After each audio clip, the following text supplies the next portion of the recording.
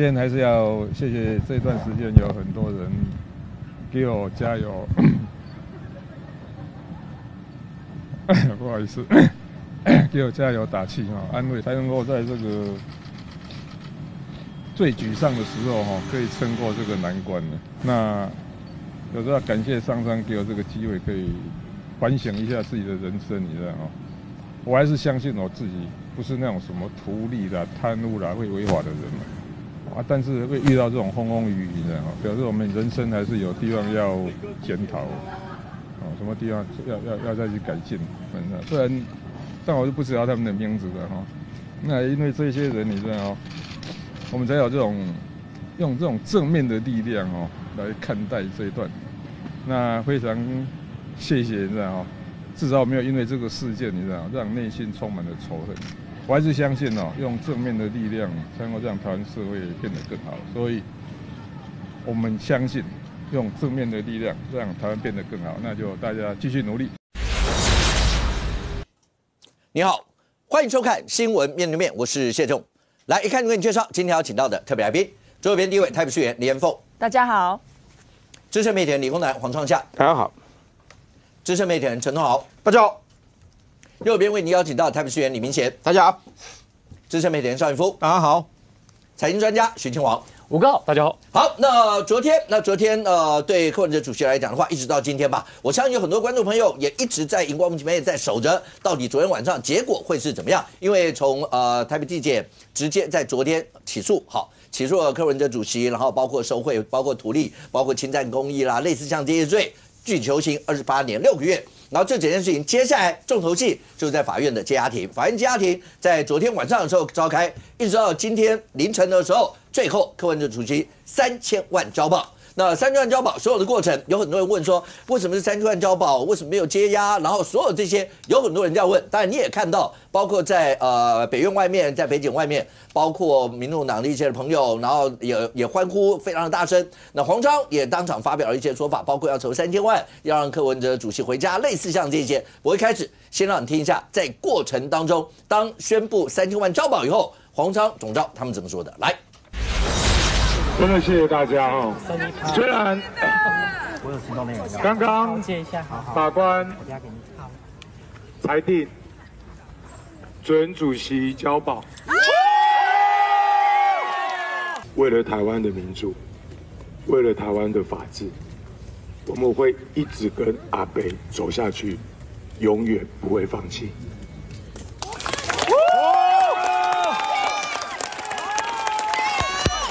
但是我要跟大家报告的事情是，交保的金额不低。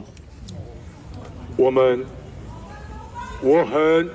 可以很坦白的跟大家讲，柯文哲不是郑文灿，现在不可能就拖着现金来带阿北走，所以请大家要给我们时间，请大家放心。我们一定会想办法，我们大家会一起想办法，把钱筹出来，把阿北带回来。好，那最后是相关在押的5个人全部都交保金额不定 ，OK？ 沈建天4000万，阿北3000万以上，然后慢慢这样算。但是昨天最后出来的交保的那一段，现场6位来宾，很简单的先问大家一下，严凤，最后的交保有没有出乎你的意外？其实蛮意外的，你蛮意外是不是？我蛮意外的。好，那为什么会蛮意外？因为我觉得民众党他们现在一直在讲说，好像聚焦在那个1500万 ，OK， 但是呢，完全没有去提到，好，那9000多万扣除那个1500万，他还是讲不清楚，那钱到底跑去哪里啊 ？OK， 好，你意外，算下意外啊，你也意外，对啊，你也觉得应该还会再接押。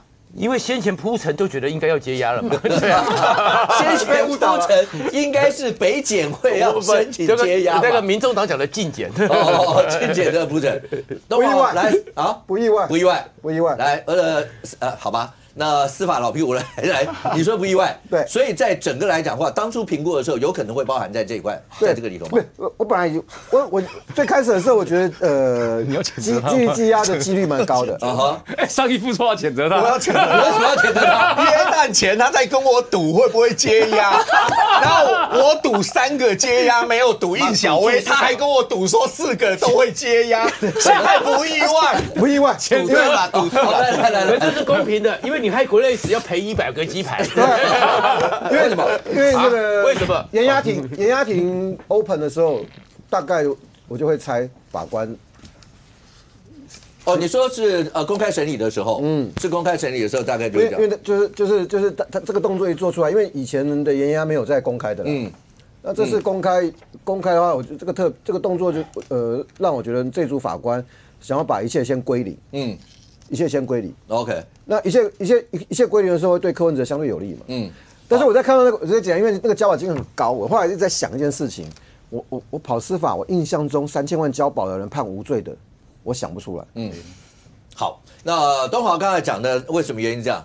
明贤有没有出乎意外？很意外，很意外，我以为继续押，你也会继续啊？因为不是只有金华城啊，接下来有雨果市场啊，还有北市科啊，因为他还没起起诉，不在这个受理范围。对。那你要继续侦办的话，一样啊。我昨天念了这2本，念了多厚啊？你看，人家馆长都很快念完了，你要念这么久我念了2个多小时，哦程度比较差了。他40页有铺梗啊，说柯文哲跟沈清清见面的时候，刚好在雨果市场招标的同一天啊，第一次招标所以有铺梗啊。这铺梗里面不是这样，建华城或甚至先已经结束而已。雨果市场接下来，可是好，明显刚讲的理由，意外的理由，但是东豪刚刚有解答，因为对这个案子法官来讲，我只管金华城跟就检方起诉的这几个案子，其他雨果什么转运站，所有那些，等检方你要另案来申请要押，我才会管这个案子，好不好？法律是这个样，因为法官他这个案子是从检方起诉以后到法官这个地方，法官只管的就是你起诉哪几个案子，我就这几个案子来决定要不要再接押。那至于其他检方要不要另案，你就把其他的案子想成再重新来一个案子，然后要不要再升押，那就另外，好不好？来。我当然意外啊，我跟他不一样啊。我们在赌的时候，我就赌3个接押。你觉得只有谁不接押？我赌应小薇啊。你就觉得应小薇会放，然后其他人都要押？对啊。OK。他是4个都赌啊，都要押的。那个是耶诞节之前。耶诞节才过反口供，才过3、4天。因为我要知道法官是谁才能猜啊。好 ，OK。来，金华。我其实分2个部分，第一个是我本来也觉得会接押，可是我只有对一个部分有疑虑，就是对橘子这个部分有疑虑。为什么呢？因为对橘子这个部分，你会发现这个检方现在所得到跟橘子有关的资料，都是来自于其他人的说法，都不是来自于橘子本人。那可是呢，你会发现对于检方来讲，要押柯文哲的最重要的理由之一就是橘子的关系。那如果是因为橘子的关系，你要押他，但对于橘子来讲，你都是从其他旁边的话听到对橘子的叙述，那所以在这证据力上面是不是相对就比较薄弱一点？所以我觉得他有一定的程度，就是可能会让他交保。OK， 好，那我不知道电视机前面的观众朋友你的想法会是怎么样，但这个案子到目前为止，那包括柯文哲主席拿到3000万交保，在今天上午的时候，那包括柯文哲主席家人陈佩琪女士他们是不是凑了3000万？黄昭九昭刚才在那个北院外面所讲的那番话，庄家有没有听到？有，对不对？那有情有义，永远不放弃，然后包括大家想办法，然后要凑足这3000万，要去交保这些，在所有这些过程中，你听到这段什么感想？我想到的就是说，黄国昌败不复活，只要阿北不放弃，小草就不会放弃，然后冲也不会放弃，这个已经是这个状况。坦白讲，早上时候我看到新闻的时候，当然有点意外。但是我更困惑，因为看到大概新闻上写的那个法官裁定书里面，禁止跟同案的被告、证人接触。那我想说，那柯文哲要住哪里？那我们说第一个问题就是，因为陈佩琪他是证人，啊。那柯文哲是不是要被居家隔离？还是要怎么办？那所以后来是说亲人可以公住嘛，然后再过来，可是接下来我就想到是，就看到黄国昌，然后就觉得，黄国昌复活了。党代表选举，他其实跟那些党代表关系不深，所以他的党代表，然后将来的整个要接位，这个几率是不高了嘛。但是因为这次过程，民众党高层几乎对所有都被闪过，从秘书长，然后黄珊珊不行，然后周玉修不行，陈志汉不行，因为这些都是当证人。所以柯文哲以后要进民众党党部的时候清场。对，对，你们先出去，你们都出去。那这里面所有的民众党重要人物里面呢，对不对？只有像黄国昌啊，对，他可以面圣，因为要根据我们看到起诉书里面的用词，要用面圣啊，然后要用面圣上谕，然后代传上谕，所以黄国昌呢，当然可以这面圣代传上谕吧。然后柯文哲可能呢，面对黄国昌的时候，他连其他人呢，不然就要垂帘去告诉那个，对不对？我没有接触，我没有接触，这就变成是，当然法官有他们法官的认知嘛，他们是根据改良式的刑事诉讼法，当事人主力，然后他们有他们的一个法理上的依据，那当然后面就看北检要不要提抗告嘛，那是下一个后续嘛，然后会不会变成是把柯文哲变孟获一样，不几轻几重，那就是另外一回事。可是在这里面你会看到是黄国昌在讲话里面，就代表着柯文哲现在出来了，他当然被限制了很多状况，但是从黄国昌作为一个直接还有机会可以跟柯文哲面圣代传上谕的人，将来的更激化对抗会出来。他里面的话都是话中有话的。我们不是郑文灿。意思就是我们要等到银行开门才能领钱。对，哎，这个凑钱要凑到今天中午。要凑，对，这个东西这话讲出来就代表着开始就是直接暗指郑文灿嘛，暗指新潮流嘛，这是一个继续对抗。那我想说，真的那么没钱吗？佩奇赶快去 ATM 领钱嘛。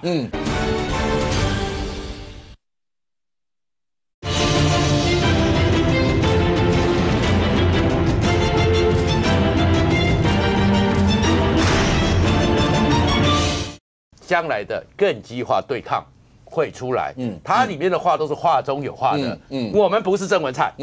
意思就是我们要等到银行开门才能领钱。对，哎，这个凑钱要凑到今天中午。要凑，对，这个东西这话讲出来就代表着开始就是直接暗指郑文灿嘛，暗指新潮流嘛，这是一个继续对抗。那我想说，真的那么没钱吗？佩奇赶快去 ATM 领钱嘛。那领钱，不过后面想说一个户头只能领10万，对，那可能要领300个户头，可能没那么多。但是后面呢，你就会看到的是，可是这个时候小草没钱，柯文哲没钱，这个至少对小草来讲是这个讯号嘛。只是这个讯号里面就发现说，哎，原来割草割韭菜，我们知道韭菜的特性就是割了以后很快就会长，所以这里面大家就觉得说，有必要如此吗？柯美兰说，我已经到民众党中央党部捐款，捐款备注柯主席交保用。哎，这个时候还需要这样子吗？然后后面还有一些小草就回了，捐的政治献金可以拿来交保，我们捐一点就有了，而这有点在讽刺。可是后面呢，要不要开个干净的账户，对不对？可是后面有些人还真的是，虽然少了一点，可是还是在继续交啊。可是他们家凑钱真的要凑这么久吗？如果是我需要做一个政治对抗，我就算有现金，我也要撑到下午5点以前啊。然后讲我们是多么的辛苦啊，我们是怎么大家群策群力啊，是怎么样，对不对？这证明一件事嘛。那虽然我们都知道说他上次不是领了选举补助款吗？对啊，选举补助扣掉商办之后，应该就还有剩3000万啊。对啊，对啊，所以柯文哲呢，你看，可是他们用里面的讲法。对不对？多么的辛苦啊，多么的怎么样？所以接下来政治对抗，拉高激化对抗，黄国昌成为柯文哲上谕代理人，这个戏码会继续演下去。OK， 财经专家问一下，对，那个钱要凑很久。我觉得以他们家的财力，而且今天又不是礼拜6，今天是礼拜5，对，所以理论上他要凑应该是不会太久。为什么不会太久？你看啊，这个今天因为柯美兰也出来讲话了嘛，柯美兰是出来代替他的哥哥呢，要求小草说大家一起来捐这个柯文哲的交保金。然后所以呢，这柯美兰讲这句话的时候，其实我就已经很讶异了。为什么？因为柯文哲兄妹2个的财力其实都还蛮惊人的嘛。那第一个先看柯文哲夫妇2个人嘛。柯文哲夫妇2个人，光是在2023年的存款我们讲的是2023年总统大选之前不包括我们刚刚所讲的那些什么选举补助款那些进账都不在里面他当时的现金存款就是2464万然后在这些都还不包括他不动产的部分，我们只讲现金存款的部分所以钱就2464万，那更何况到了那个今年之后，他又有选举补助款进去，他手上现金只会比这多，不会比这少。选举补助款那时候好像是1/3到他是7000多万嘛，7000多万，7000多万，7300万，然后再扣掉又买了商办4300万所以你这样算进去的话，其实还有大概4-5千万的现金所以你看，柯文哲夫妻2个要拿那3000万就已经就不是难事，不是难事。那如果呢，这个说这个可能一时哈，像现在有其他的投资，因为不知道他们有拿去买股票买什么，因为听说他有一笔来自穆可的款项，花了244万跑去买股票嘛，所以不知道他有没有在买其他的股票。好，假设他真的拿不出那么多现金，妹妹手上好像也有那个钱啊，也不需要叫小草跑去去捐款，然后捐给阿北去当做交保金啊。所以呢，你看哦，这个是当时呢柯美兰在选立委的时候啊，这个财产申报的状况。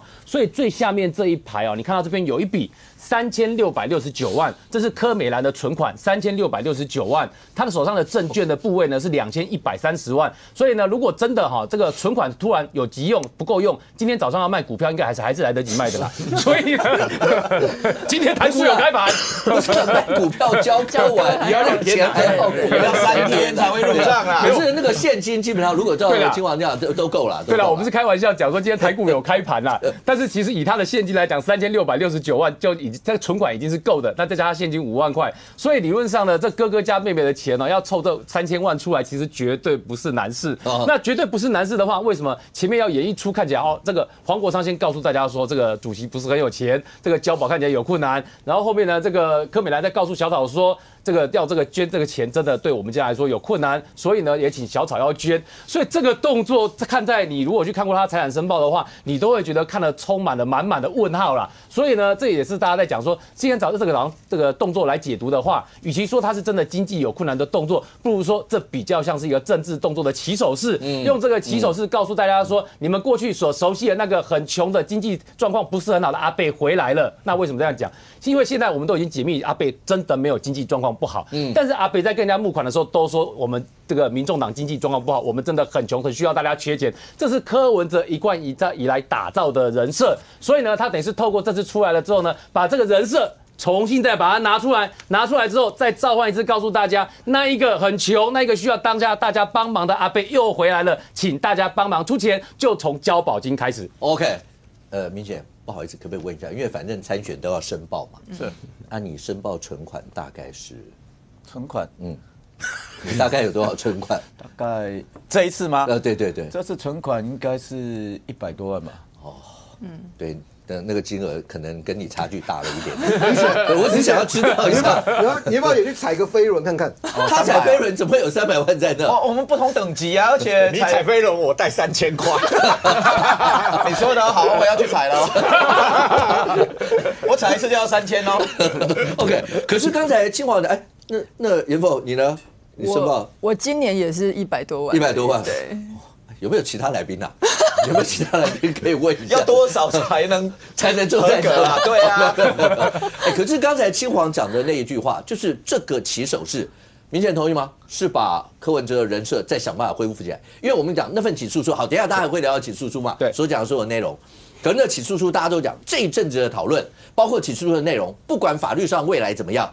但对柯文哲来讲，整个人设崩盘到了极点，包括跟财团的关系，包括他中间有没有很多的政治现金，或是人家的一些的捐献的钱根本没有浮上台面，这些人设是不是整体崩坏？亲王讲今天的那一块，等于是把当时你想象中不爱钱，然后不要到困苦啦，但最起码说那个经济也没这么宽裕，然后的这个阿北的人设再想办法恢复，你同意吗？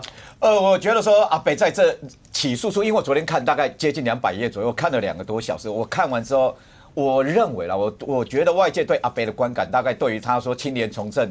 青年执政爱乡土那一块，我觉得要再修复很难呐，不太容易啦。大概你说政治人物从政之后，面对金钱跟权力的诱惑，一定有。像我跟袁凤，我们面对陈其有没有？我在讲，我在电视骂过光电业者，隔天光电业者就来找我了，我不知道谁来，然后进来说，你不来跳就得走力吗？你需要赞助不？就讲这样讲那么白耶，说要赞助，你敢拿吗？还有隔天后来相关的他们就被起诉了。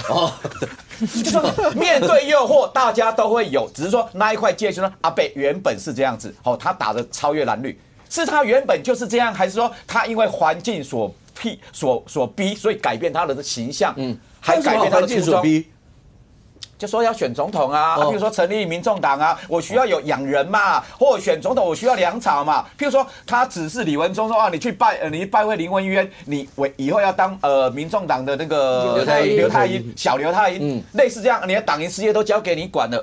拜托，蓝绿政党可以经营盈利事业吗？不行嘛，所以他就这样指示。还有，我觉得最大让我突破我的想象，说我们每次在讲说，柯文哲去逃出语言，吃饭一次而已哦，我以为只有那一次而已。在质询的时候，过去包括那个高教也问说，你就这一次而已吗？还是6次？结果后来看了起诉书，总共16次，那是见面啦。逃出语言不是逃出语言，然后在总部在市长室，特别前期是那个沈庆基，之前沈庆基要那个，因为有求于柯文哲嘛，因为容积的问题嘛，他去拜会柯文哲。后来是因为柯文哲卸任之后，柯文哲有求于沈庆基嘛，他密集的见了沈庆基，总共16次那双方谈了什么？特别有一次那个沈庆在柯文哲办公室的时候，后来见完之后，他们又那个沈庆又去见那个彭正生嘛，然后出来的时候拿了他的花生，我看到这一段，我真的吓到大牙。把这一段大概还原一下，因为那个有很多事情，什么叫做尽在不言中，用讲的太 low 了。然后如果照起诉书里面讲的话，柯文哲大家办公室里面他会摆花生吧？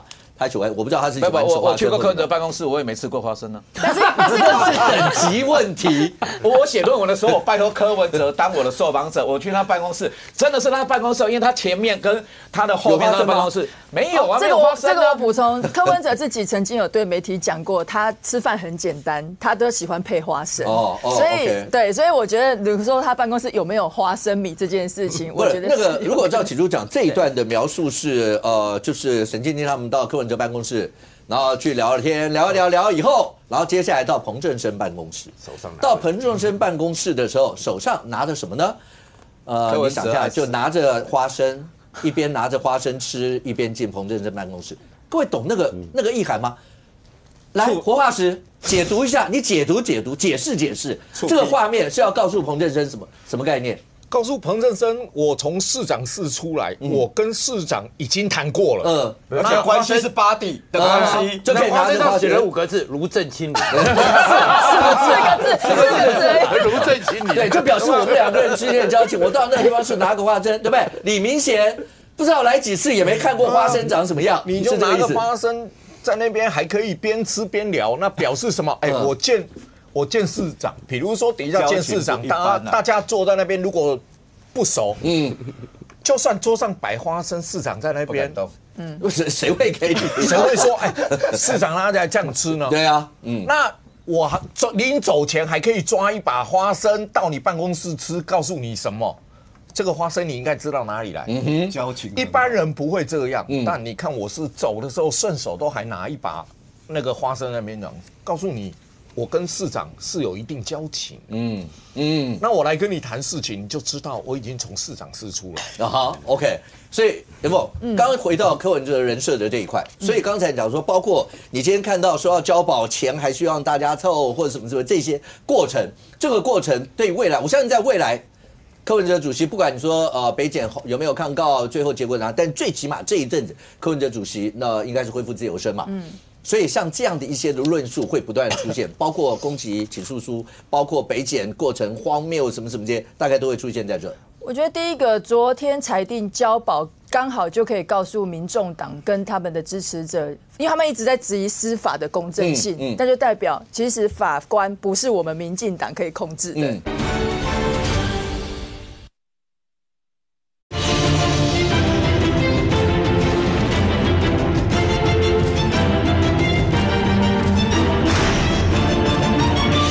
所以像这样的一些的论述会不断出现，包括攻击起诉书，包括北检过程荒谬什么这些，大概都会出现在这。我觉得第一个，昨天裁定交保，刚好就可以告诉民众党跟他们的支持者，因为他们一直在质疑司法的公正性，那就代表其实法官不是我们民进党可以控制的，他要交保，他还是交保啦。虽然很多人认为他不应该交保出来，这是第一个重点。第二个，他的人设，我认为我跟明贤哥的意见是一样，我觉得很难回去的。为什么我这样讲啊？因为他说谎已经说，这是变成他的日常啊，跟呼吸一样自然啊。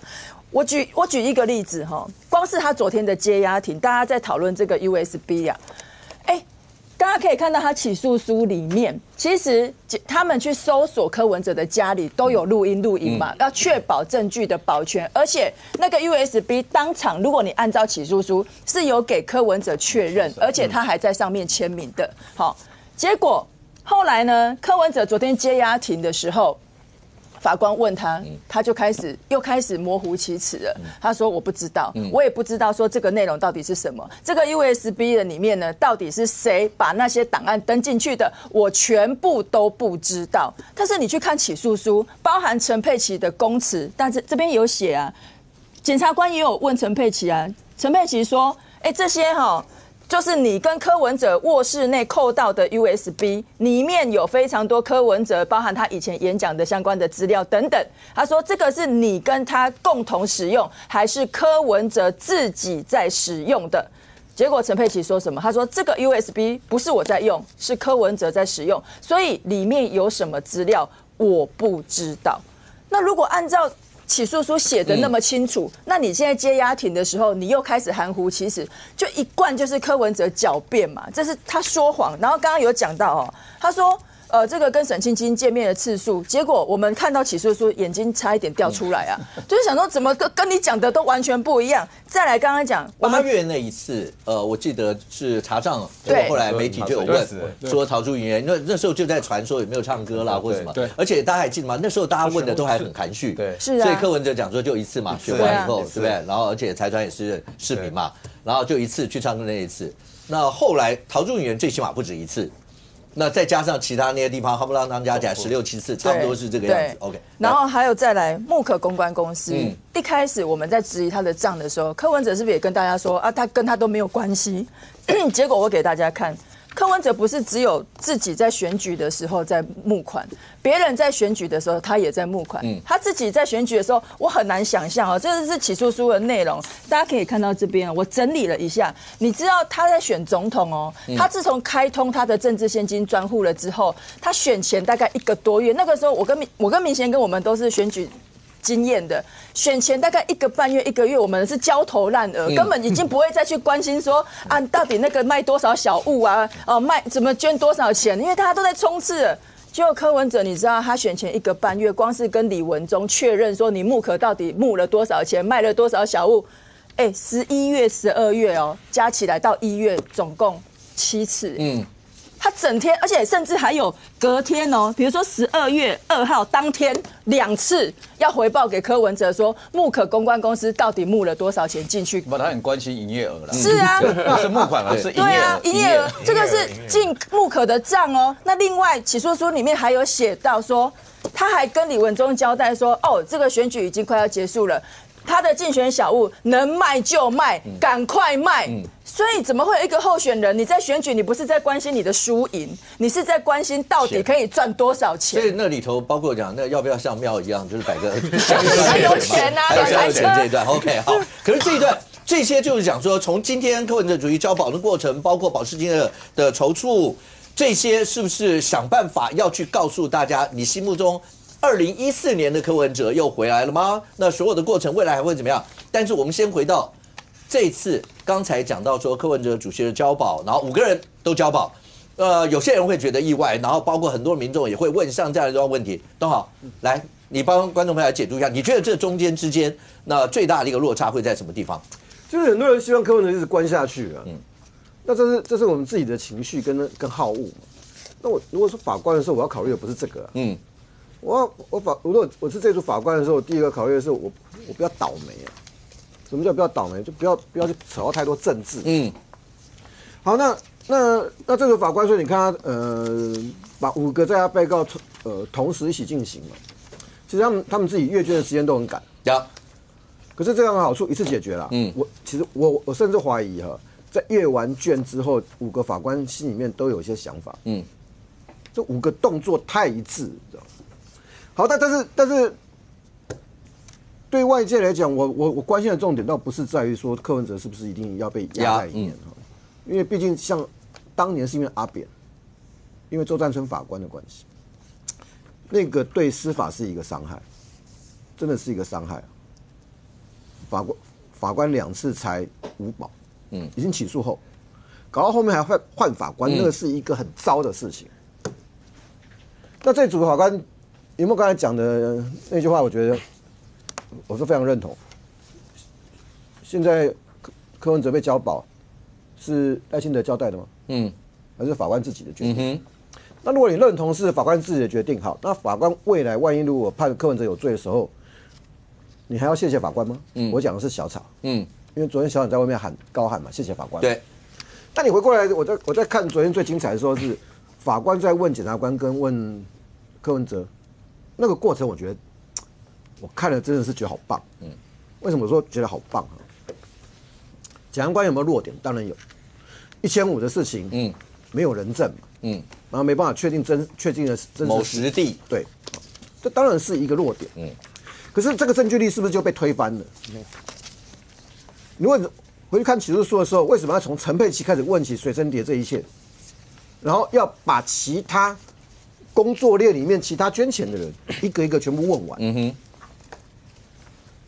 这个水生蝶是柯文哲的，柯文哲没办法否认，你知道吗？他只好讲说谁做的我不知道，连这个话都讲出来了，就是这工作链谁做的我不晓得，最后被逼到什么程度？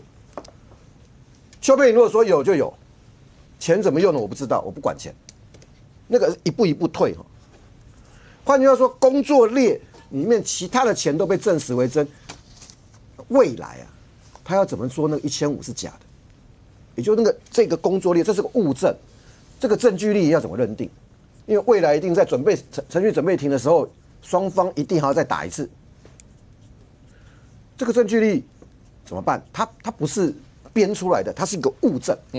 检察官缺的是什么？人证。柯文哲昨天晚上在法官问他的时候，那个回答，我跟你讲很糟。你的东西，你的档案。你讲到最后变成你不知道，你不知道谁做的，甚至讲说不晓得是有没有人自己传这个骇客，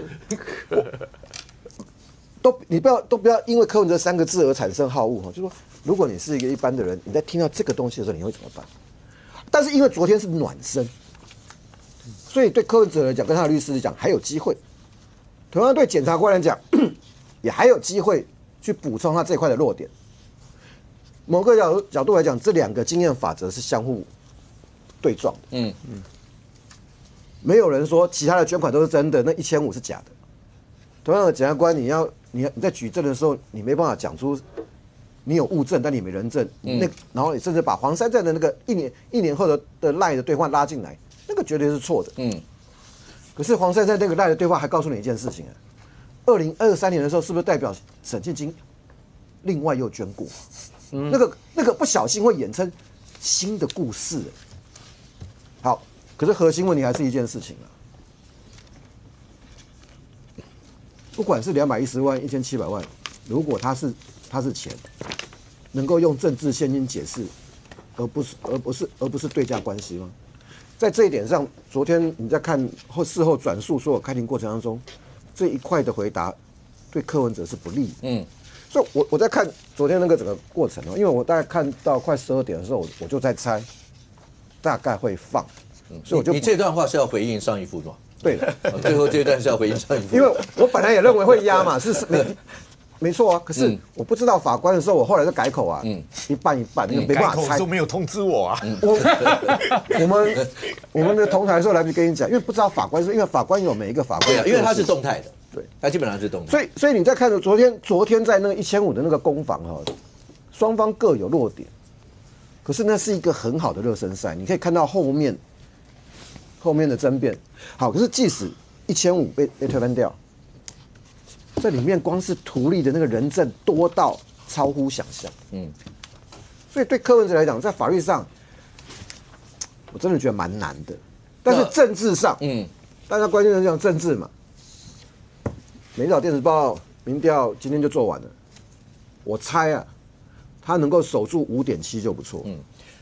这整件事情好，我们就讲从昨天起诉以后，具体求刑28年6个月，然后接下来接押庭一路过来，很多人都在问，所以刚刚为什么要？因为东豪跑了这么多年的司法，看了这么多的相关一些的东西。第一个，好，5个人全部都交保，好吧，全部都交保。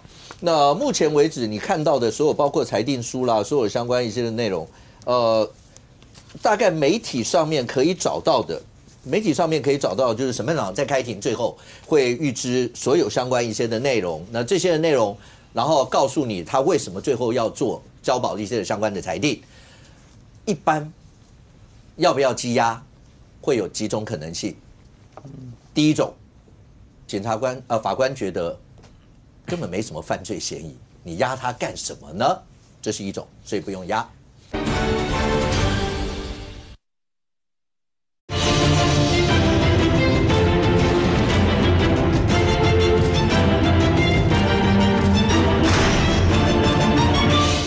审判长在开庭最后会预知所有相关一些的内容，那这些的内容，然后告诉你他为什么最后要做交保的一些的相关的裁定。一般要不要羁押，会有几种可能性。第一种，法官觉得根本没什么犯罪嫌疑，你押他干什么呢？这是一种，所以不用押。而且这个人也第二种，他有犯罪嫌疑重大。但是他不太会潜逃，或是也没什么串证的一些的机会，那也不用押，因为押最主要是因为这个原因嘛，好不好？重罪，然后包括潜逃，包括有串证。还有一种可能性是什么呢？是法官觉得啊，你都查完了，那还押他干什么呢？那就打官司就好了。这种是另外一种。你觉得法官说不用押3000万交保？是因为什么原因呢？这个是媒体上出来的审判长预知为什么要最后交保的一些内容，请各位看这一段好了，我们就只看被告柯文哲吧。被告柯文哲这一块呢，他直接讲好，柯文哲不认账，所有5个人里面只有彭正生1个人认，其他4个人都不认，好不好？然后接下来好，被告柯文哲，审判长直接讲被告柯文哲这一部分。有这么多证人，从蔡壁如、朱雅虎、张义善、张志成、彭正生、邵秀佩这么多，然后包括很多的对话记录，包括书面资料，包括所有这些，他说这些都是检方都已经问完，都已经查完了。然后其他几个人也是这样。这一段话，请各位从这开始看，审判长为什么最后决定交保？这里他把这些全部都弄完以后，然后接下来就讲，其余起诉书列载的证据，他不一一罗列。从这些资料，他说。主任上开被告犯嫌确属重大，又被告等人所犯都是最轻本级5年以上有期徒刑的罪，斟酌本案行贿收贿金额高达数千万元，取等共同使金华城公司，然后高达100亿元不法利益，然后被告这些人跟被告李文忠跟柯文哲共同侵占6000多万的公利金，因为这个样子，然后他说，如果经法院判决有罪确定，重刑可期，意思说，各位。这一次让他交保的这些法官，就是未来这个案子要审的这几位法官，好不好？所以以后就是他们要审这个。所以他的意思是说，如果以后判的话，是重刑可期。所以呢，这些人通常你就可能逃亡。OK， 法官已经讲你是有可能的，然后再往下，法官也在讲说好，而且从检方所查的所有的资料里面呢，包括他也曾经有过灭证啊这些情形，好。所以都有可能，所以确实可能会出现这些，只是最后法官这句话在这，各位，本院审酌本案在检察官侦查完备而提起公诉的情形下，且被告等人前经本院裁定接押并禁止接见通信，重要证人侦查中都已具结证述，本案已经有上开证据可佐，所以他觉得人身自由还是很重要。那就不用再押了，交保吧。这段话你听得懂吗？法官的意思就是，我觉得你已经查得差不多了，那大家就打官司吧。东豪刚刚讲到在接押庭的所有的过程，包括刚刚讲到连 USB 里面，好，我跟观众朋友讲，一般搜到的东西，现场都会请当事人或是在场的人确认这个东西是不是。然后最后叫你签名确认。我上次曾经讲过，所有东西他不可能在现场去看嘛，所以所有的东西带回去以后，他第一波先把它看完以后，毫无关系的，全部都通知你，大概1个礼拜左右把它通知你说可以领回去了。然后接下来再往下解读，然后再次第通知你可以这个样。所以刚讲到那个 USB 所有东西是先请陈佩琪。柯文哲先签名，这是不是你的？再来就是陈佩琪签名的时候还头部录影，对，一定要录音。然后接下来呢，就是在刚讲到陈佩琪在当证人的时候，我记得是11月去陈佩琪做证人的时候，然后那里头他就问说，这是你用的还是柯文哲用？检方就是在巩固这一块，但检方只是应该没有想到柯文哲会说1500，怎么出来的？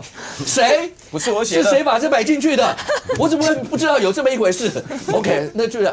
所以这段你有没有注意到，在媒体描述在法院接阿婷的时候，法官后来就问了什么？这个你不知道？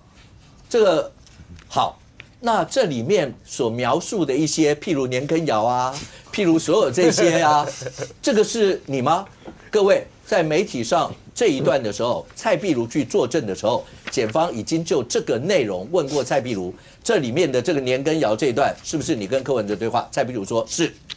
所以你知道，检方在巩固这个 USB 的内容的时候，确实有花心力。他已经想到这个内容，一定会有人说这个不是我，那个不是什么什么。所以从当初搜证的过程，拿到这个到里面的东西，我讲的是司法实务，都会做这些动作。而检方显然也已经想到，检方这些检察官基本上都是行家中的行家，包括柯文哲的律师也是行家中的行家，大家都是先下线，都知道有这一段。所以当柯文哲讲说他不知道，怎么会有那1500？怎么？当法官问说，所以里面年羹尧这些是不是你的或什么？柯文哲就讲说，哦，那应该是这些。你知道法官在问的意思吗？我再提醒一次，这几位法官就是未来这个案子的承审法官。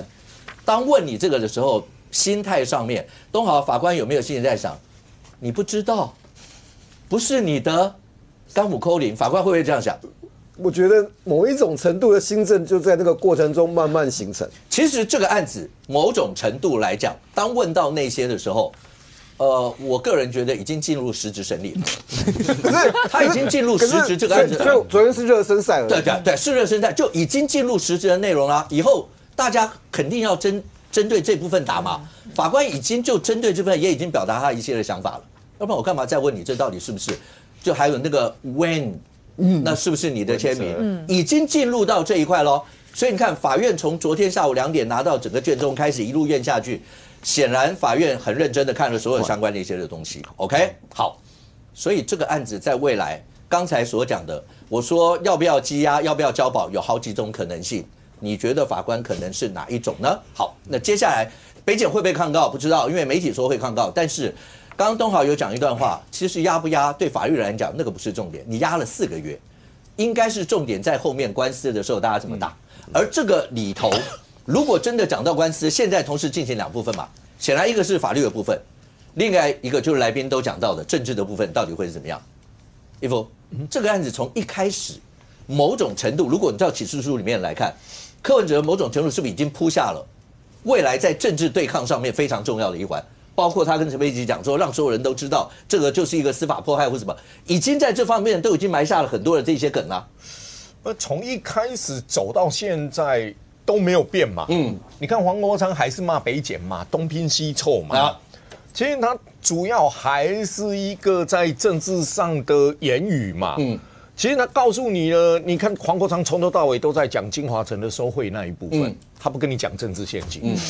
也不讲图利，他也不讲图利，他也不跟你讲众望，选择性的讲那一段，因为刚才东豪也说了嘛，其实不管是行动1点啊物证，并没有人证嘛，没有一个人坦诚这一部分，1500没有了，1500，我就说那1500嘛哈。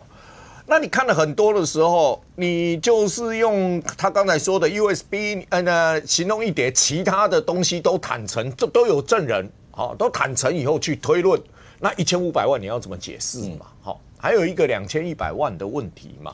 其实关键在这2个部分嘛。但图利我看了，我觉得图利的部分哦，那个市政有够多的哈。我觉得图利的巩固是蛮完整的。哦，那个几乎快没救。那个我也觉得没救了。好，那个巩固的太完整。那你现在在争议的，你看民众党就跟你谈金华城收贿那一部分，金流啦什么什么，那后面其实他一并起诉的是4个罪名，他只跟你谈前面那一部分，他不跟你谈后面那一部分。没有。那接下来一夫，如果照你这样讲的话，你接下来会听到第一个图利，一个市长帮台北市去做这样一些建设发展，这样的图利有错吗？收贿。你刚刚讲金流拿出来啊，1500拼拼凑凑，你就找不到，还某实地，到底是某时还是某地 ？OK， 然后接下来政治现金，啊，人家就愿意捐了给他，你管他要怎么用？而且柯文哲现在已经大拉，包括黄国昌就告诉你了，柯文哲阿伯从来不会把任何的政治现金挪为私用。他现在已经告诉你，包括谢国良，包括所有这些人捐的钱，都在那场选战里面，让所有的人都拿去用啦。这跟阿扁当初建国基金记不记得？就所有的钱我都是用在公上面，我没有用在我自己身上啊。那更不要讲不可小物，那显然也可以纳在政治现金这一块里头吧。结束，收工。我是觉得起诉书的部分是让民众党有喘息的空间啊哈。因为喘息的空间就是你可以看到很多，你包括吧，图例里面柯文哲也问了，某秘书到底哪个秘书？对嘛？就其实我昨天看了，我也觉得蛮纳闷的，某出现的太多，某时某地某秘书某什么，然后还有不明管道拿到什么什么不详管道，那个模糊的字词过多。我解释一下，其实刚刚义父讲的是一个重点。因为一般哦，我告诉各位，检方一般办案是这样：我问一个证人或是一个被告，那这个你到底跟他是什么时候？他只记得说，后来譬如说9月5号那天我们碰面，可是我拿给他应该是在那天以前，但是你问我到底是8月20还是9月3号，我真的记不得了。这时候检方的写法一定就是在9月5日前某时，对，然后他什么什么什么。可是对一般来讲，这些也还好，因为最后有一天是这样。可是我昨天是一开始10点不是开记者会，我只听到检方出来念那个的时候，一念到1500某时地的时候，我现在讲，这大概就是今天民众党从头到尾应该就这3个字，就是所有的救命符了，就是这个样。某时地就是你没有具体的时间地点，是啊，然后你又没有人坦诚1500万，那一个写法，其实看得我也快昏了。我就说，进检写的轰轰动动，北检写的平平淡淡，就是说你看了很多的故事，你看到了很多故事，想象会很多，对不对？皇帝跟市长室都没有了。好，然后你要想到了，虽然起诉书看到了很多故事，什么香油钱啊等等，但是问题回过来，那个在法律上跟案情有直接关系吗？好像没有啊，没有就是说你看到了，其实大家都说那起诉书精彩的都跟案情无关。你整个的起诉书里面其实是给民众党政治上面有一席讲话的空间。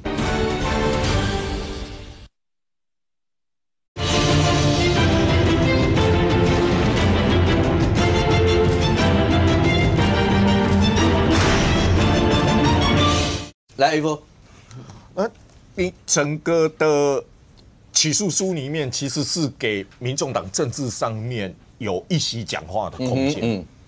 当然，他讲话你也可以看得出来，就选择性讲话嘛。你选择性讲话，他后面木可的东西他不讲，众望的东西他不讲，这一部分他都不讲。还有行动一点里面那一些里面，行动一点里面出现的人名，他们估来估去的时候有10几笔，但是你注意看，检察官列为公益侵占只有3笔哦，他只有里面10几笔里面只有3笔列为公益侵占哦，那3笔公益侵占，那就很简单，证人一定有说明说是我要给党或是哪里，党或哪里的，不是给柯文哲的，那。所以才会有3笔的公益侵占的问题。那这3笔公益侵占现在就是跟你解释刚好2022年我全部用在选举啦等等，我都没有用大水库的方式来解释，对，还用大水库的方式解释。那解释当然这个就可大可小，那就是说你没有私用，你只是违反政治现金，你没有拿到自己口袋，那。这一个的辩驳，你可能会向小草诉求嘛？就是说，没有，那2020年其实这些钱虽然没有进党中央，但是全部都是用在选举上，这是他们的说法空间嘛？所以他有了一种起诉书里面去对抗北检的一个说法内容。那就拉回到前面所谓的司法迫害，再拉回到起诉书里面写的，他早就跟他老婆讲的正面对决啊、司法等等等等，对啊，一路上的脉络下来。但这脉络下来的问题是，到最后那一个多少200多页加300多页，光证据清单500多页，那证据清单里面到底是什么？有没有去查了这些钱的流向？有没有列出来？你就说你列了3笔600万，那这3笔600万你如何证实它是摆在私人口袋？所以现在变成，他们用政治上面，黄国昌他们讲一句白眼啊，律师叫做法律上的委托人啊，现在政治上的委托人就叫黄国昌嘛，现在也只有他能说话了。他是用政治上面的辩护嘛，那律师当然是进了法庭以后是法律上的辩护嘛。那现在黄国昌扮演的角色叫政治上的辩护嘛。那起诉书其实我们都看了啊，他不跟你讲图利嘛，其实图利那一个，我相信他们民众党看完了也会傻眼，哪来的这么多人呐？检察官还可以把一个2月24号的签文被退回1次、退回2次、3次，然后删了什么才让他上去的，等等的一些字词写得如此清楚。那这一部分他们从来不会跟你讲。那一夫刚刚提到说，包括像谢国良他们那个总共大概600万的政治现金有没有公益侵占这一块？那因为你到时候看到在那个证据清单里面附表里面一定会有证人谢国良，然后他证称的内容是什么什么什么这些。我觉得在节目里面跟观众朋友讲过，那起诉书那么厚的那个里头，里面所提到的名字一定都会出现在那个证据清单里头，那个证人讲，所以你才会发现会有500多页，而那里头如果要是照检方起诉书所讲的那些政治现金里面的，包括谢国良他们所讲的，如果在证词里面都说是要捐给民众党的话，那举证就不在检方这个地方了，因为证人已经说他给了，而且他是要给他，那就变成柯文哲他们这边要去证明说，我拿了，虽然我没有入那个政治现金专户，但是我中间用了多少在哪里或者什么什么。那个是举证责任之间在过程当中，那个攻防会非常精彩。那举证完了说，哎，我给了谁给了谁，那法院不是又把之前北检没有的证人全部要再来一次啊？是啊，就全部要叫来，是啊，这就再来一次啊，全部要叫来，没错的嘛，没错。就说你指证的，你给了，比如说我给了李明贤啊，李明贤过来，他有没有给你？是，他又到了法院又来一次，但是我还是要提醒一下。这一段要这样打的话，那是用所谓的大水库理论。法院同不同意大水库理论，那是一回事哦。因为政治现金就是要进政治现金专户，人家说要捐给民众党，你就是要进民众党的，是进了民众党，你再要去拿去给谁用？对，这个才是，而不是人家说要给民众党，我自己拿了以后我就直接给。我就讲大水库理论，从马英九那个时候特别费一路到现在，很多人都提大水库理论，通不通？看法院好不好？但是这会有难处。但是你说所有这些的过程啊，好，建网，我可不可以问一下？橘子有媒体形容橘子这一段是检方没有办法接压的一个败笔。对，可是橘子到底在这中间扮演了什么样一些角色？但现在柯文哲也回头跟你讲，哪有什么 orange 出镜啊？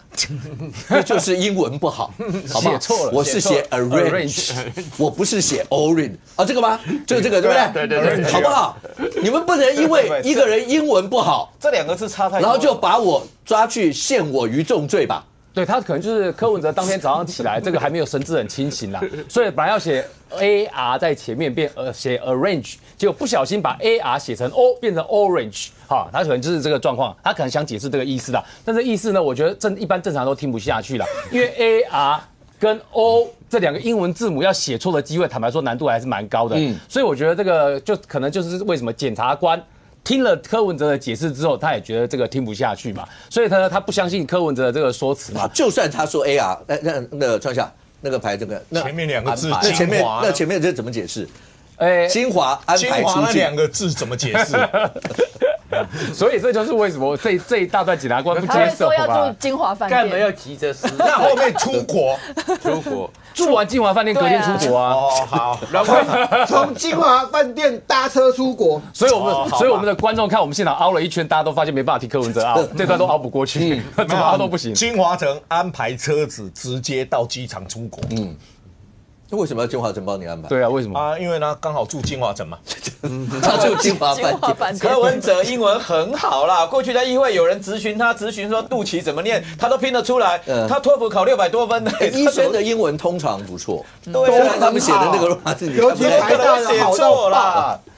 但是我要讲啊，橘子这一段确实，我觉得对检方来讲，真的掌握比较少，真的是问题。因为这橘子最大的关键，各位如果有印象的话，在发动搜索的前一天。然后橘子跑掉，橘子跑掉就造成后面呢，检方呢在卡在橘子身上这一段的故事呢是没办法完整的。对，那好，我先分2个部分来讲。第一个先讲橘子这一段的故事。那为什么要讲橘子这一段的故事呢？这个各位如果还有印象的话，哈，前2个礼拜的时候，我记得在5哥节目上面啊，因为当时我在这个我的脆上面有发了一段话，对，就是这个有加成的供词，然后说这个。陈佩琪跟柯文哲说家里不要放这么多议员。好，我说我有听说到这件事情，如果是真的的话，那真的是奢侈的幸福啊，这是我的原文嘛，对不对？那时候5哥在讨论说有这句话出来的话，理论上陈佩琪应该要出来抗议啊。然后那时候呼喊了1个礼拜都没有看到陈佩琪要抗议这件事情嘛。然后结果到后来呢，到昨天啊。因为我当时写的时候是12月9号的时候，昨天是12月26号，隔2个礼拜了哈。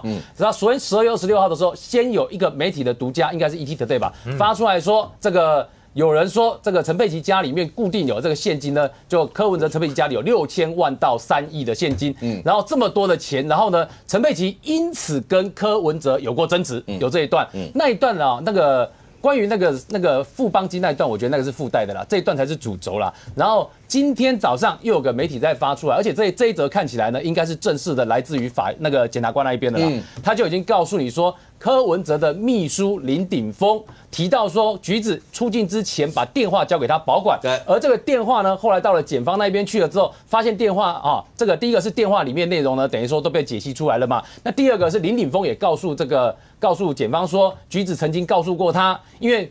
今天的媒体的报道是说他的身份是橘子的男朋友，但是我对这件事情我是保留了，打个问号啦。但是呢，他的供词是说，这个橘子有告诉他。柯文哲家里会放6000万到3亿，然后呢，橘子可以去自由去取用。当然，自由我觉得自由取用不是橘子爱怎么用就怎么用了，也是柯文哲的意思，要他该去拿钱啊，该去存钱的时候要去使用去调度。所以你会发现整件事情中，这个12月9号。到12月26号到今天12月27号，整段过程到今天，大家看起来有一点像那个恍然开朗的感觉嘛。原来就真的有一段确实是他们的加成的证词嘛，证实说他们家里面现金确实有这么多，所以这也是为什么哈，这个整件事情，昨天我们才会告诉那个，我看5哥节目告诉大家说，这是第1季的结束，第2季呢才准备要开始而已。因为这个财产来源不明的部分看起来显然是还没有开始办，所以昨天的北检这件事情呢是用另案侦办来做处理，所以财产来源不明跟目前看到的金流是不是我们刚刚讲的6000万到3亿，跟今天我们看到说整个这个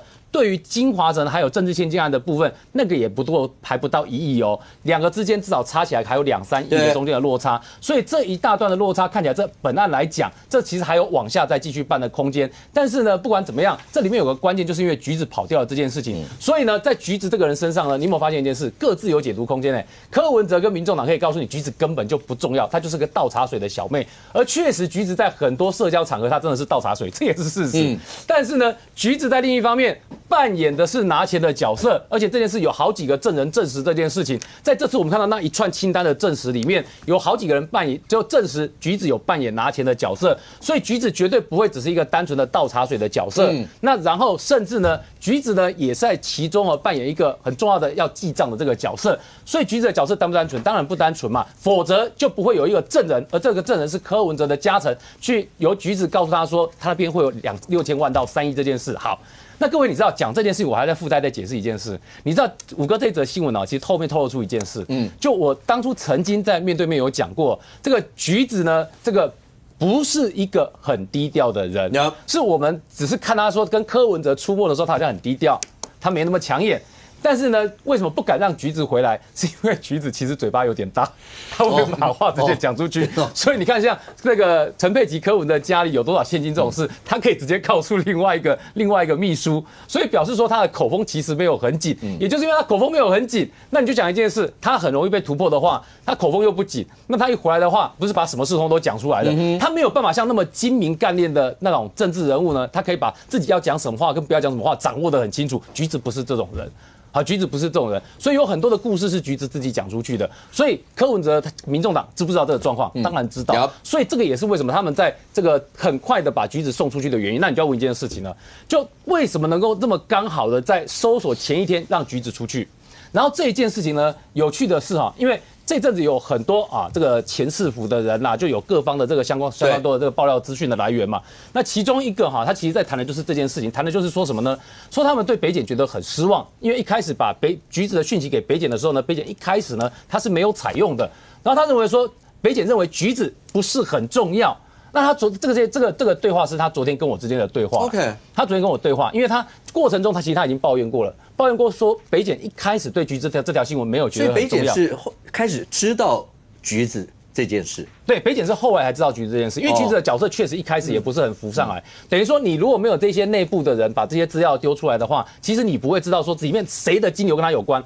那五哥，如果你有印象，我们观众如果有印象的话，我们谈到最多跟柯文哲有关的大账房谈的会是谁？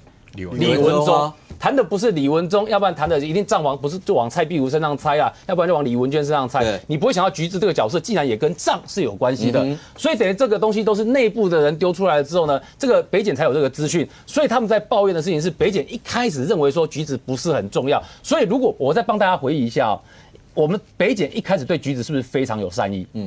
还请人家去打电话，也没有把他列为被告，对，也没有对他做任何通缉的动作，是，所以这也就是为什么这些人把这些资讯提供给北检呢，他们很生气的原因。所以到后来你看到北检的就慢慢发现，从周围人的证词里面，发现原来橘子扮演的角色比想象中来的重要。原来连金流的部分，因为今天的新闻跟昨天新闻都有个共同点，谈到说柯文哲家里那个6000万到3亿这件事情。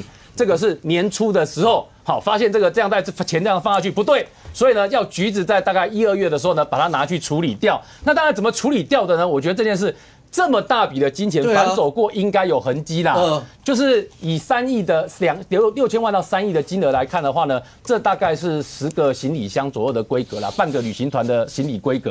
那半个旅行团行李规格，应该一台小台的游览车应该是载得走啦。只是他要载走的过程里面，要到柯文哲家载走的过程里面，沿路以台北市来讲，应该是有监视器拍得到的，所以他应该不完全是无迹可寻啦。只是说对北检来说的话，因为整个办案的过程呢，从8月到现在，其实大概就4个多月的时间，所以我觉得接受到橘子的讯息还不是4个月的时间接受到橘子讯息是更后面的时间，所以对北检来讲只有3个月的时间要追这个讯息，所以我觉得对他们来说，他们其实需要的是后面的时间来把这些资讯呢一条一条的把它给找出来，所以我倒没有觉得说这个案子没有其他突破机会啦，只是说这个突破机会是北检什么时候去把它找出来而已。OK， 明显你自己在看，然后你花了这么多的功夫看这相关一些内容，2个小时而已了。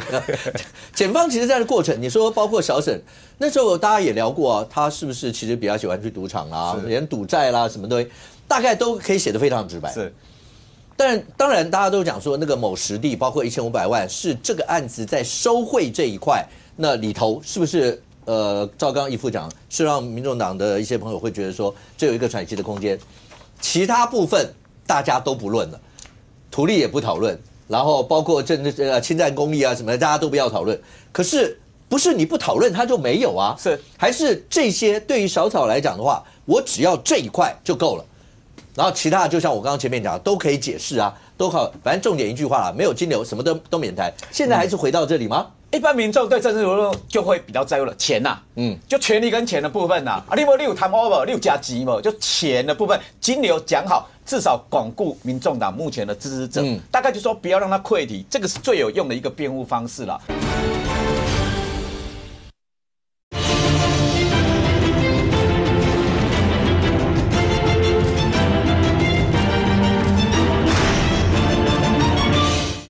其他部分大家都不论了，土地也不讨论，然后包括侵占公益啊什么的，大家都不要讨论。可是不不是你不讨论它就没有啊，是还是这些对于小草来讲的话，我只要这一块就够了，然后其他的就像我刚刚前面讲的都可以解释啊，都靠，反正重点一句话啦，没有金流什么都免谈。现在还是回到这里吗？一般民众对政治人物就会比较在乎了钱呐，就权力跟钱的部分呐，你有贪污不？你有加急不？就钱的部分，金流讲好，至少巩固民众党目前的支持者，大概就说不要让他溃体，这个是最有用的一个辩护方式了。那图利，我也跟市府的高层讨论过，市府高层现在万安市府高层认为说柯文哲图利这个大概不会可以啦，大概跑不掉了啦。那图利本刑是5年以上哦，是，所以里面的包括里面的陈述。你包括那时候内政部都站在市府这一边，还有包括金华城跟市府在提告过程中，柯文哲为什么指示彭真生做 PM？ 那个证据里面起诉书，包括新闻参考资料，那个证据很巩固了。我提醒观众朋友，我今天最新的一则讯息，还记得台之光那个案吗？台之光那个案里有一位议员叫陈崇文，今天那个案子一审宣判图利的问题 ，OK？ 那总共啦，因为还有好几个罪加起来，总共是9年。图利那一块，我印象中大概是7年左右。图利 ，OK， 那不要再往前讲到李树德，那已经是很久以前。每次大家讲到图利都举李树德。虎哥插一下，插播一下，他10月才起诉的，今天就判一审了，只有2个月的2个月多一点。那他是图利那一块是判7年多了，7年多嘛，对不对？对 ，OK， 好，所以呢，这是最新的一个案子，也是刚讲柯文哲可能未来的几大案里头。也有包括一个台之光嘛，对 ，OK， 来，那图利沈庆金的话，你看起诉书新闻资料写说，沈庆金成立于赌博，积欠大量赌债，所以沈庆金对于金华城的他的分润拿到了之后容积的分润辗转偿还私人赌债，恶性重大，你看写的那么明，所以对啦。就说当初柯文哲跟沈庆金之间的对价了1500万，大家包括那个上公他也提到说，那个确实留有一点小瑕疵这样。我跟市府高层来讨论说，1500万怎么去交付了？在我之前譬如说沈庆金交付他的秘书去提钱，他不是一笔提出来他是在2022年9月20到10月17号1个月之间分多笔提出1600万，所以他不是一笔提出来嘛？你这个。留一个画饼给民众党说让他含扣嘛，然后交的时候也是某实地物交的时候，然后他又在于不详的实地物交给徐子瑜，所以都用不详，你就留有一些画饼让人家讲嘛，只是说用途是怎么样，登录是怎么样，至少是放在他的那个随身碟里面嘛。那我来讲了是这样，当然这一些后来变成法庭的攻防，可是对于公益侵占的部分我认为里面也写得很清楚了。所以刚刚义夫提到说什么大水库理论啊，至少2笔我觉得对我来讲是说不通啊。当然媒体今天是说用7大手法了，可是我昨天稍微研究一下新闻资料，我也是。记者出身的了，我来研究一下，其实6大手法而已了，没到7大手法。6大手法，自由时报多写了1笔了，因为我看一下是6大手法，我只讲2个啦。好，你说所有大水库，所有的你的那个包括木可这一些，都是公益募款进来，要因公支出那我至少举2笔嘛。第一个，他在木可的部分，其中total获益是接近7000万，6834万嘛。那木可的一笔的部分是存入柯文哲的意营账户，244万购买家人的家人买股票。那你公益支出为什么让家人买股票？这个其实买股票很好玩昨天那个第一时间先有说是帮柯富瑶买股票，就后来又有消息说是这个陈佩琪要买股票。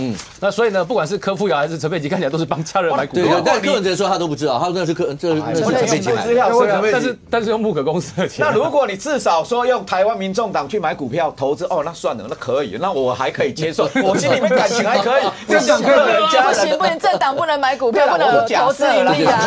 你以为政党比照中央投资公司吗？你们中投吗？对啊，小刘太好。第二个至少没有涉及到在进私人的问题。对啊，这已经进入私人口袋了，可以交代过去了。OK， 对啊。然后第二个，他还投资邱富生，原本说要投入网络媒体，结果汇100万去国际电影公司。国际电影公司要拍电影吗？还是柯 P 自传？这2笔我就说不通啊！所以6大手法这样 total 加起来是6834万呐。有公益支出吗？光这2笔是私人支出木可这些原先你是要募款的公益募款没有问题，可是你不能透过商品化的过程中基于公益，然后变成侵占之事实嘛。所以起诉书写得很清楚啊，他是透过商业行为规避政治献金法，把原本属于公益目的的政治献金，透过募可的方式据为己有嘛。所以你包括里面写得很清楚啊，柯 P 悬浮智力笔卖4980，柯 P 保温瓶卖3080，大理石扩香礼盒2580，柯 P 手表3680。当然，他特别有备注说，这是不相当对价之给付啦，就是这样子嘛。所以这一些后来还是有挪到私用啊，买股票还有投资公司，这是怎么回事？我觉得这无法解释哎。那第三个政治献金的部分，譬如说募了哪一些？谢国良那一笔200万，之前其实我有听过我们党内的高层讲，就是说200万其中一笔是要给高虹安。那我看到起诉书里面有写，他后面有刮胡用途。高差案高虹安呐，另外一个晚会陈晚会嘛，所以后来如果法庭攻防的时候，这些人因为被传，你有收掉吧？你有没有收到没有？那如果是没有的话，或两个加起来不到200万的话，这是人家指名捐款哦。检察官应该早就问完了。对啊，所以那这个就说柯文哲，你可能会自打嘴巴，以后在庭审攻防的部分，所以我觉得4大罪状哦，现在当然啦，支持者民进党支持者会用金钱的部分去巩固，可是我觉得要解救柯文哲没有那么容易，法庭上这一关很难过关。有没有看到柯文哲在出来的时候，然后在他们家门口的时候讲那个话的内容，他直接跟你讲，我就是告诉你，柯文哲，我不是图利、贪污、受贿的这种人。然后他没有去用一些负面的言辞去大量的抨击北检或什么，他反而在里面告诉你说，他相信大家用正面的力量来让台湾未来能够怎么样这些，某种程度这又回到刚才青黄在讲第一个筹钱的这一段，而且筹钱这一段钱显然不见得是从，因为黄国昌的太太不是后来有包括过程当中有送钱去啊或什么，意思就是。柯 P 家不是像你们想的那个样子，这还是包括大家帮忙，然后弄出来的保释金。国昌多重要啊 ！OK， 然后弄出来的保释金，然后接下来，然后出来以后，然后就告诉你他不是这样的人，他用正面的力量告诉你，希望让台湾社会更好。还是回到刚那段，人设慢慢再开始往上走吗？其实他讲这个话是讲给自己党内听的，支持者听的，不是讲给多数的社会民众听的。第二个。他讲这个话是因为他知道自己今天刚交保出来，他如果用更强硬的方式，如果按照他以前的个性去做对抗的话，其实对他来说没有任何的好处，因为你接下来还要进行实质的审理嘛，攻防的部分。那刚刚明贤哥当然也有讲到说，现在开始就会回到起诉书所载明的证据。你要怎么去把它反驳？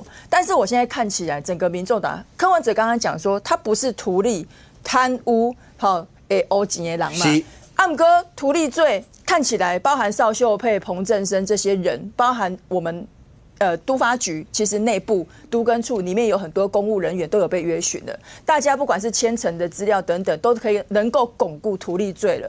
那第二个部分是，我插一句话，而且各位注意一下，那彭正生是最早交保出来，对，当然你说他的钱也许比较少，他凑钱出来，可是彭正生那时候为了争交保的时候，他一直不断强调一件事，他认，而且他绝对不翻供，对。我那时候在节目里就讲过，有很多是交保了以后，然后在开庭的时候，你看你问东豪就知道，那翻供有的翻360度的都有，360又回到原来了，有翻180度就好了，那个翻到你都不知道，就当时的那些东西为什么来了以后，很多翻供是这样，所以彭正生为了交保，在这一次的时候，最起码他摆明了告诉你，跟庭上讲就是我绝对不翻供，对，告诉庭上，因为我再回到提醒大家。承审的法官就是这一次他讲的那几个法官，对，所以你如果到时候有翻供的话，法官就是说，你觉得是我记性差还是你记性差？那不就是我在审的吗？所以这些大概都是过程，在未来攻防里面都会被摆在里头啦。对，所以其实他讲这个话其实，在我们台北市政府的基层公务员听了一定会很生气，因为你看，包含邵秀佩的供词就已经告诉大家说，是因为。有一个林查理嘛，其实这林查理就是林权理啦，他就是我们府会联络人，而且他是非常资深的联络人，所以他不管是对府这边的沟通或对议会的沟通，他都是非常尽责的。那柯文哲你怎么会因为你个人的因素你不满意，你对人家摔笔？他是高考及格的公务员呢，你说永不录用。他有受公务人员的保护法啊，你凭什么说他永不录用？对不对？那邵秀佩那就更。其实有一点可怜呐，是因为说看到自己的同仁，然后被这样子对待，心生畏惧，这就是霸凌嘛。那除了他以外，邵秀佩以外，其实柯文哲在当台北市长的任内，他的风格就是这样，他是自己不断的称皇帝。我用一句话哈，很简单说，他就是喜欢把自己人变成自己的敌人。那第二个就是他身边就留下了不敢讲真话，都在讲谎话的这些人。他说他用人是好人、能人。对啊，其实最重要，我觉得是最后这个自己人。所以为什么蔡壁如起诉书里面也有讲嘛？他年羹尧嘛？对啊，年羹尧嘛。然后他今天还要去写一封信给柯文哲，提醒他说不要变成劣币驱逐良币这件事情嘛。所以蔡壁如他是会讲真话的人，问题是柯文哲不相信他。那现在蔡壁如好很多了。你问创下年羹尧最后怎么样？年羹尧有多惨呐？蔡壁如既然太早了，他辞了台中市顾问了，所以他现在已经不是年羹尧了，是阿奇纳赛斯开始。刚讲那个是雍正四爷上了雍正以后，把八王党 OK 八贤王的八王党的九爷跟十爷那两个人就改名了啊，那个满语就是满洲话翻过来就是狗啊猪啊，对不对？类似像这样子 OK。对，所以其实柯文哲过去在台北市府任内，他还不是只有说骂什么自己当皇帝，他是也不是只有丢笔而已，他是说你是狗，或者是把人家当奴才。他也骂过我们那个北流董事长啊，黄韵玲老师，他也骂他是奴才啊。你连黄韵玲你都敢骂人家了，对不对？然后他也曾经就说啊，你就是他是骂黄韵玲说太监，对，然后他把这些人都当奴才，他的心里面就是这种封建的思想啊。黄韵玲你都敢骂，你还有什么人不敢骂，对不对？然后再讲回头过来。你要去解释说你未来的攻防，说啊，众望基金会也好，新故乡基金会也好。昨天周瑜修，你也是民进党的党员，他也曾经在民进党中央任职过，所以他讲说柯文哲他们众望，对，跟你们民进党的基金会，他说有什么不同？他拿来做比较，啊，我跟大家说有什么不同哦。第一个，我们的这个我们的叫做新境界哦，差一点讲成新故乡，新故乡是民众党的新境界。我们当时是整个民进党中央的中常会、中执会开会通过，然后才去成立的单位，而且他的这个董事长一定是我们的党主席来做兼任的角色。那没有任何一毛钱成立的，当时没有任何一毛钱是来自于人家民间的那些捐助进来，不是妙天，不是妙天。那我要讲众望基金会的问题在哪边？起诉书里面也有写哦。你看，他说妙天给了他柯文哲一个皮箱之后，他是指示徐子瑜将这些款项交付给李文忠，李文忠呢在指示新故乡基金会的这些什么行政主任等等的，用人头再去把它分批的存入新故乡协会的银行账户。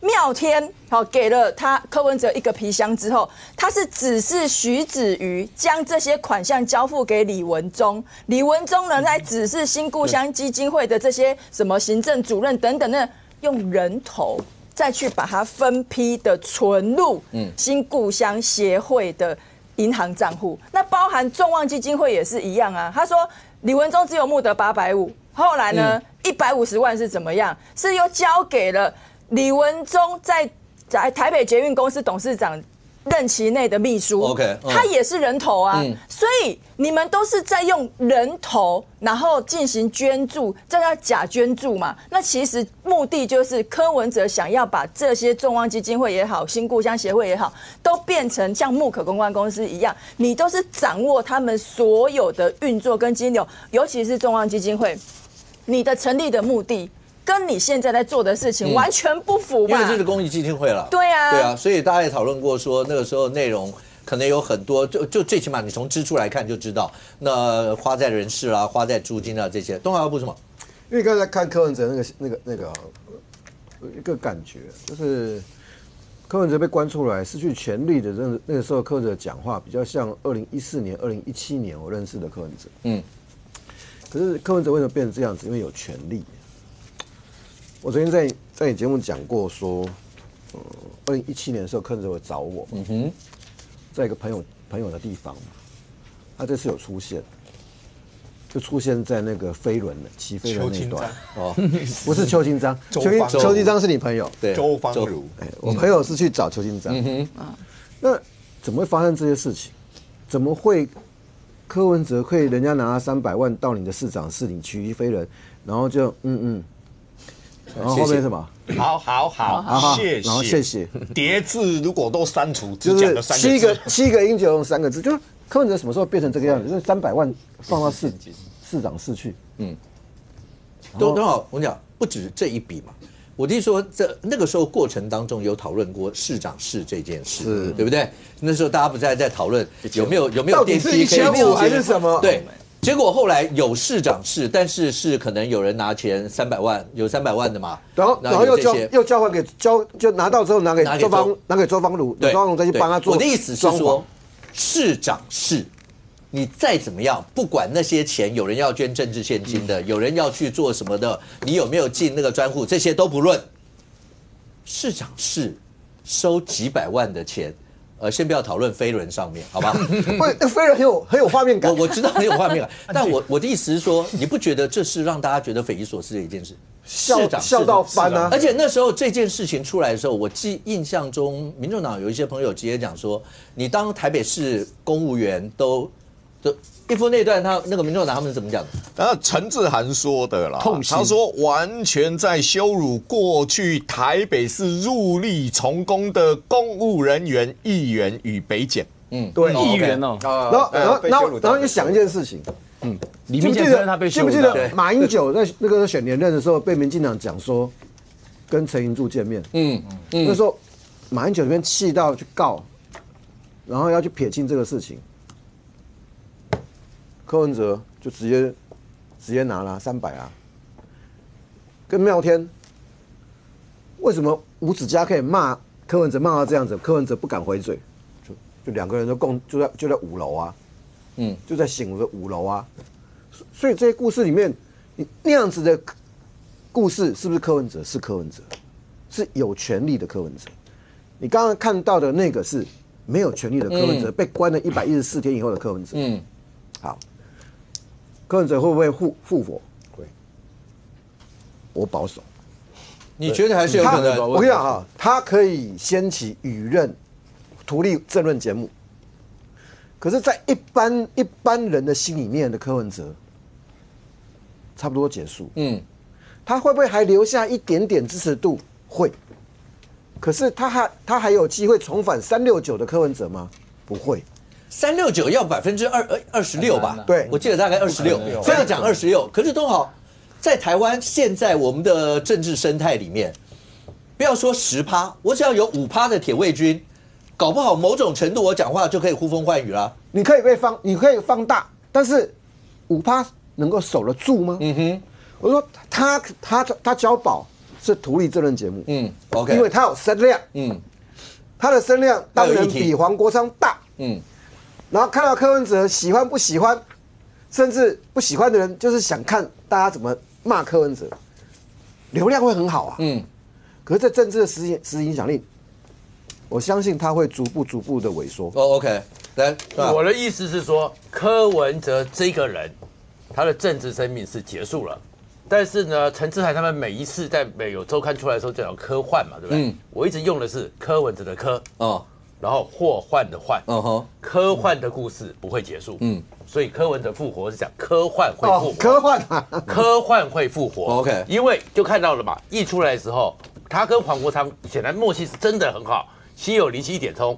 黄国昌一路在推的是什么？对抗，然后柯文哲呢，天是经过老天爷的磨练，他刚刚在讲那个，就感谢老天，感谢什么？是啊，那叫做天选之人呐。然后后面再出来，再过个3天4天。就开始，你会看到另外一个柯文哲，你会看到，那就是继续持续对抗。然后在持续对抗里面呢，后面他的底气在哪里？没有用的国民党，因为他们只要变成反绿，国民党到时候现在国民党在批吧，你到时候钟小平开始有时候会可能又被高层劝一下说收一点吧。所以科幻这个故事会复活。OK， 一峰。活化石看了这么久的一些政治生态，包括政治人物有没有涉及到刑案的起起落落，所有这些，到现在来看的话，对柯文哲来说，你刚刚看到他在荧光幕前面出来以后，在家门口讲话，包括未来的一些政治上面的这些，像 BBC 跟《纽约时报》在讨论这些事情的时候，纽时是直接讲说，那未来可能造成台湾政治的分裂。如果照刚创下讲，这是柯文哲的本钱，是不是？我觉得柯文哲当然有一定的本钱了，因为在立法院8席就蹲在那里嘛，8席就蹲到那里嘛。那你说8席蹲在那里有没有一定的影响力？他还是会有哦。就是他摆荡在蓝绿之间，目前为止没有在绿那一边。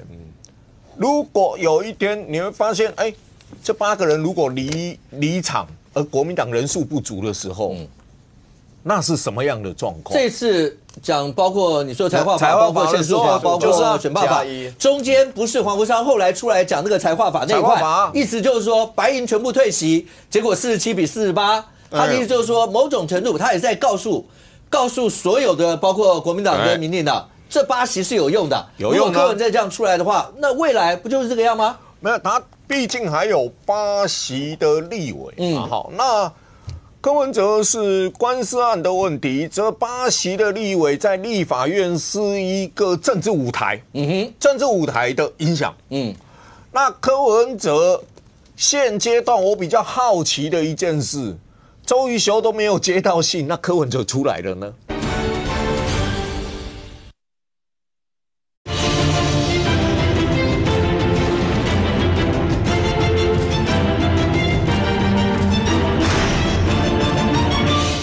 意思就是说白银全部退席，结果47比48，他的意思就是说某种程度他也在告诉所有的包括国民党跟民进党，这8席是有用的。如果柯文哲这样出来的话，那未来不就是这个样吗？没有，他毕竟还有8席的立委。好，那柯文哲是官司案的问题，这8席的立委在立法院是一个政治舞台，政治舞台的影响。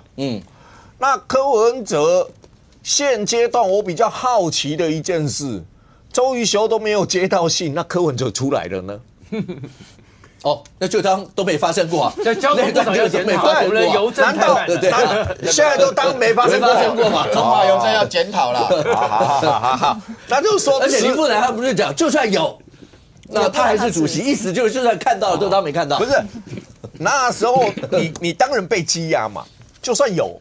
我们未留，那柯文哲怎么表示？又要再申请一下，暂时解除通信，说我接受未留或我不接受未留。那现在人出来了，翻页了。党主席这一段就不讨论了，没这回事，当然不讨论了，不讨论了，就是过了啦。信当没有写就对了，对啦，没有收到啊。就是俗语说的困气闸没拍谁了，球场寄丢了。好吧，我们就当，如果他继续当党主席，他里面还有8个立委，基本上他出来，他对未来的政策讲话有没有空间？他还是有讲话的空间哦。比如说今年6月。他跟党团里面开记者会的时候就说过，他不赞成提高门槛，但是联署加严。如果他再出来说我不赞成门槛，那民众党在这个会期，国民党要闯关的时候，民进党要怎么？那民众党要怎么做表态？其实他还是有影响力哦。当然，他还是有影响力的哦。如果他说整个门槛否决，那你想一下。那大家怎么看这件事？怎么看这件事呢？可是这件事情，金煌还记不记得我们那时候在节目里面，我就跟观众朋友讲过一件事。当传出他要辞党主席的信的时候，我那时候就说，接下来检察官就要起诉啦。起诉以后，那时候你知道氛围，检察官一定会申请接押。那接押庭的时候，他有2个结果嘛，一个就交保了，那交保你就不用写那个辞职信啊。就算没有交保要接押，他当庭还是也可以跟庭上讲说，那我希望就那政党这些什么，他希望能够让他解除这一方面的通信的限制，他可以做这件事。结果他就是一定要在那个1个礼拜以前，他就一定要这样，然后让上公到现在还在问那个信到底寄到哪儿去了，到底上公到现在没办法翻页，你知道吗？因为信不见了嘛，对啊，就是不见了。那确定有发信不见了，那柯文哲出来啦，是嘛？不管啦，那柯文哲会不会重申信里面的内容呢？实力鉴定，好吧？所以我的意思就是说，为什么柯文哲在过程当中有这样的一些的动作，而这些动作，你再回头去看所有的当昨天的家庭，他有很多东西根本否认。对，是不是 USB 的里头的东西根本不是我写的？然后包括大家讲说那个硬碟里面的很多这叫再往后打起诉讼来讲的话，这些东西都可能会发生的。对，所以这里面我先分两个部分来讲第一个是那个它的辞职信的部分，它辞职信已经造成一个效果了啦，就是你那个很执着的那一封辞职信它造成一个效果，就是上个礼拜辞职信出来的时候，请问民众党内由上到下是不是都要表态？当然。由上到下几乎全部表态而且表态的人你看，不管是当时说柯文哲要辞主席，那如果没有人要选的话，我就要选，我讲的是蔡壁如啦。对，你有没有发现，在昨天面对到柯文哲交保这件事情，大家的态度是不一样的你有看到蔡壁如去接柯文哲吗？没有你没有看到蔡壁如去接柯文哲？蔡壁如证人，然后蔡壁如，然后这时候蔡壁如还不知道不能接，然后蔡壁如昨天是一开始就是媒体要联访的时候，他跟大家说他心情不太好，然后所以昨天不接受访问，结果柯文哲交保了，柯文哲交保之后，然后蔡壁如反正不接受访问，然后他也没有到现场去，所以你没有发现他那封信我们说以钓鱼的效果来看的话，他确实从上礼拜到这礼拜调出很多人然后你不管哪些人讲不管是你说这个，因为你看同样是对柯文哲要辞不辞这件事情，这个民众党内表态很多种一样是8个字有这种那个就是坚决反对的，然后也有那种这个乐观其成的。我说他南投县党部主委啦，民众党的啦，那现在柯文哲应该有看到那个乐观其成的啦，乐观其成他支持的，那我不知道柯文哲要怎么想，就是民众党现在各方表态结果，柯文哲其实都看得到也读得到，所以现在等于说柯文哲交保出来了这个北检抗告会不会成功还不知道，但至少以到目前为止来看的话，柯文哲的党权。你看到民众党内都还是以他为党主席所以他党权还是可以继续行使是，至少林富南，林富南有没有去作证我不知道，就是看你应该没有，因为他现在不能接触证人嘛，所以他几个应该他党内的干部他还是可以指使，请他们去做相关的党权的行使，所以他在民众党党内还是会有影响啦。当然，而且民众党党内第一个要影响的就是1月份的这个。中央委员的选举啦，那个是跟民众党的那个，他还有3席指定中央委员的权利对啊，他没辞就有3席耶。是啊，所以等于说对柯文哲来讲，他党权的行使这一端，你其实可以看得到，在未来这段时间一定会发生，除非就北检抗告成功，再把它给压回去嘛，那大概又要演出另外一段的戏嘛，否则那一封辞职信它造成的效果是，至少我们看到他把很多人调出来，然后第二个是这一次事情为什么听起来很诡谲的原因，是因为民众党的党中央在这次的中央委员选举的时候放出了一个消息，然后看起来好像也是真的，就是有这个。国民党的就是中南部的力量，在跟蔡壁如有合作，然后所以呢，民众党的党中央认为说，民众党的党中央这些人认为说，那你这就是引清兵入关嘛，你就是引国民党的人进来嘛。是啊，所以他不是年羹尧，他吴三桂啊。你自动帮人家换名称，所以你可以看到，民众党原来国民党也有副东局计划。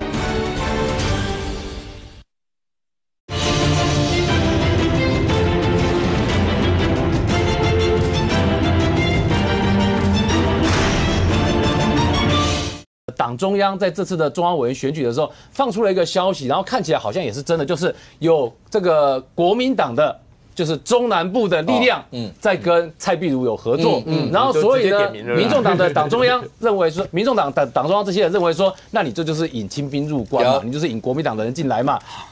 是啊，所以他不是年羹尧，他吴三桂啊。你自动帮人家换名称，所以你可以看到，民众原来国民党也有副东局计划。所以你可以看到民众党现在党中央，然后跟地方之前真的这个我们讲说势如水火的时候，那个状况你可以看得到是真的是有上演啊。所以柯文哲那一封辞职信呢，后面连续引发出这么多的效应，就现在随着柯文哲交保出来之后，这些状况你有没有注意到一件事？全部归零呀，大家都没什么好再提，你不用再谈什么年羹尧还是他到底是5年羹尧还是5三桂？但是我还是很好奇那一封信寄到哪里去了。那封信寄到哪里去已经不可考了。但是至少现在看起来，民众党那这一段时间以来的这党中央派跟地方派的纷争，现在突然戛然而止哦。不但戛然而止，现在全部又回来啊，看那个柯文哲的脸色。所以政治上效应看起来是在这里。所以呢，我觉得对后面来讲，现在要观察的是说，他未来在政治上的效应是柯文哲是接下去要继续走向对抗的路，还是他走向另外一条路？因为坦白说，如果说北检没有办法让他抗告成功，然后再压回去的话，那柯文哲在政治上面，他在政策上的合作的选择策略联盟，其实就变得很重要。当然，所以刚刚义夫哥讲，其实应该是这一块，因为他如果都选择对抗的路的话，我觉得对民众党来讲也不见得是好事，因为民众党现在的那个政党支持率真的缩到很小的盘，而且他这个盘要再去长出其他块是有困难的。你觉得他们会对绿营释出善意吗？